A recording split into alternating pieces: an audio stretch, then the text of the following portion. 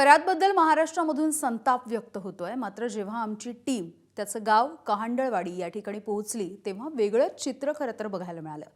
खरातच्या गावामधले विशेषतः भावकीतले तोंडामधून ब्र काढायला देखील तयार नाहीयेत। अशोक खरात आपल्या गावचा असल्याची त्यांना लाज वाटतेय की आपलेच जात आणि आपलेच ओठ असं म्हणून ते तोंड उघडायला तयार नाहीयेत।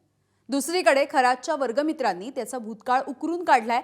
अनेक गोष्टी या जगासमोर देखील आणलेल्या आहेत। कॅप्टन अशोक खरातच्या कारनाम्यांची चर्चा महाराष्ट्रातल्या प्रत्येक गावागावामध्ये आहे, पण जे गाव अशोक खरातचं स्वतःचं आहे त्या या कहांडळवाडीमध्ये या सगळ्या प्रकरणाबद्दल काय बोललं जात आहे। अवघ्या 3-3.5 हजार लोकसंख्येचं हे गाव, या ठिकाणी वेगवेगळ्या समाजातील लोकांची घरं आहेत।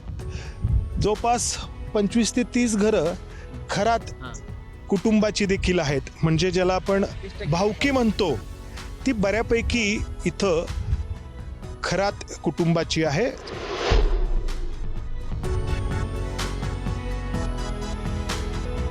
इथं हे मेडिकल आहे, अक्षय लहानू खरात असं या मेडिकल चालकांचं नाव आहे।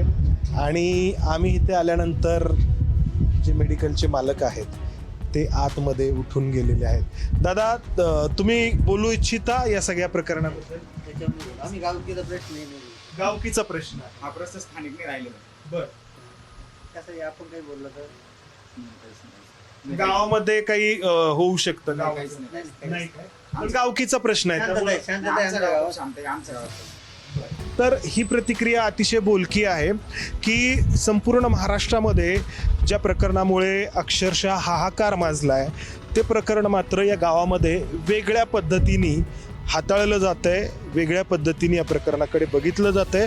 कारण प्रत्येक राज्याचं, प्रत्येक जिल्ह्याचं राजकारण असतंय, राजकारणाचा बाज असतोय, मात्र अधिक किचकट राजकारण असतंय ते या अशा लहान गावांमधलं।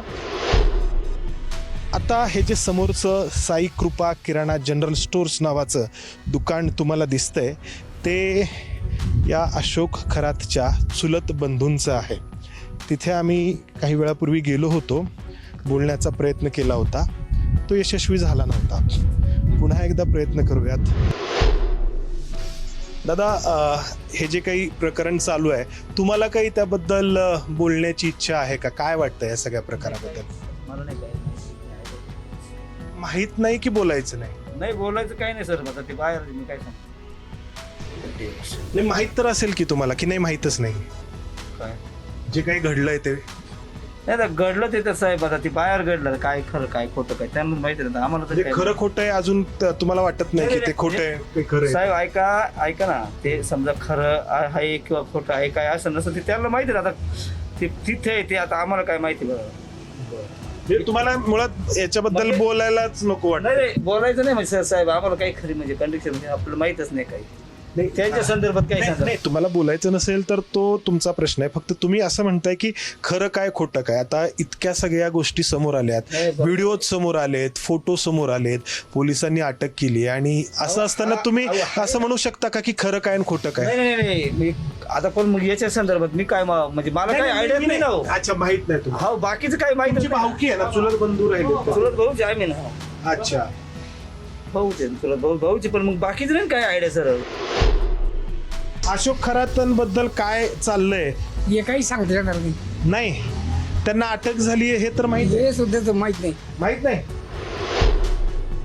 आता आपण जे पाहतो आहोत ते हे की या गावामध्ये आडनाव बंधू जे आहेत खरात, तर त्यांची संख्या मोठी आहे, आणि फक्त त्यांचीच नाही, इतर जे काही लोक आहेत या गावातले ते देखील या सगळ्या प्रकरणाबाबत बोलण्याचं टाळतायत। आणि जे काही थोडंफार बोलतायत ते असं म्हणतायत की खरं काय आणि खोटं काय याबद्दल आम्ही काय सांगणार। ग्रामस्थ जरी अशोक खरातबद्दल तोंडातून ब्र काढायला तयार नसले तरी त्याच्या वर्गमित्रांनी मात्र भूतकाळ खणून काढताना बोंधू कॅप्टनचा मूळ स्वभाव रेखाटण्याचा प्रयत्न केलाय। अशी जी चर्चा सुरू आहे का तो घरून अंडे आणायचा आणि शाळेत विकायचा, असं कधी? ते अंडे आणत होता शाळेत दप्तर आणला का अंडे घालून आणायचं आणि इकडे अंडे विकायचं. तसा वर्गामध्ये हुशार नव्हता एवढा विशेष तो. भेट झाले लोक तो म्हणे मी हाँगकाँगमध्ये होतो, अमक्या देशात होतो, तमक्या देशात होतो. आणि आता जे लोक म्हणतात ना कॅप्टन म्हणतात, पण त्यावेळेला सुरुवातीला वावीमध्ये लोक सर्व हाँगकाँग ह्या नावाने ओळखायचे. आज वर्गमित्र म्हणून म्हणण्यात म्हणजे त्याला वर्गमित्र म्हणून घेणे सुद्धा आम्हाला आज लाज वाटते, खरं सांगायला काही हरकत नाही. आणि खूप खेळासवाना प्रकार आहे. त्यावेळी परिस्थिती अत्यंत गरिबीची होती त्याची.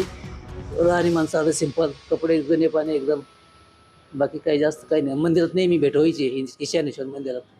तुम्ही जायचे तिथं मंदिरात भेट व्हायची काय, कधी असं काही होईल असं वाटलं होतं का? नाही, असं स्वप्नात तर कल्पना नव्हती. अशोक खरातमध्ये वासनांद विकृत दडलाय याची ना त्याच्या भावकीला कल्पना होती ना वर्गमित्रांना. नितीन ओझासह मंदार गोंजारी, एबीपी माझा, नाशिक. एबीपी माझा, उघडा डोळे बघा नीट.